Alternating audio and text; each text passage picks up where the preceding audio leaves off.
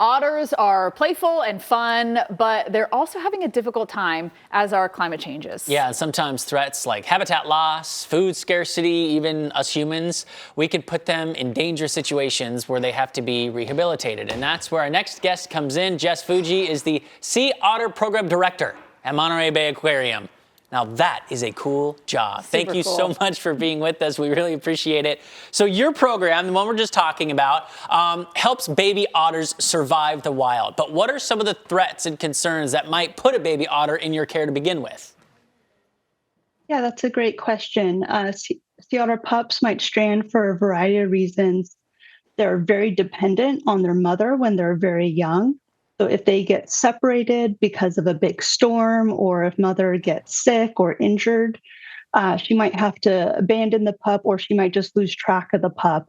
And oftentimes those pups will wash ashore, and their instinct is to cry and get attention. And so people hear that and they end up calling us so that we can come and help that pup instead. So how do you actually help teach a baby otter to survive without them becoming dependent on your human staff? That's why I was like, that's got to be such a difficult balance. Mm-hmm. Yeah, so this is a program at the Monterey Bay Aquarium that we've actually pioneered over the last 20 years.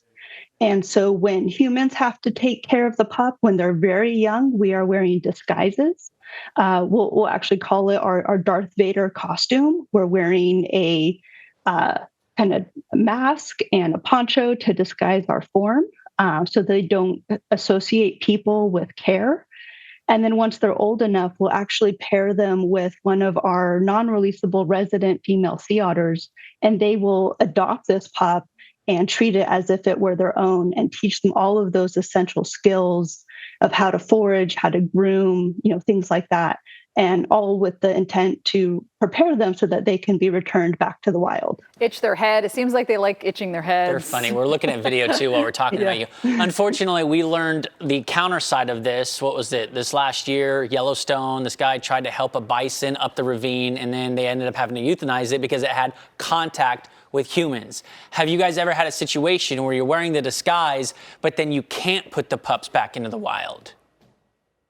Yes, there definitely are times where, for a variety of reasons, a sea otter may have to be deemed non-releasable, and then they're able to go live at another zoo in our aquarium.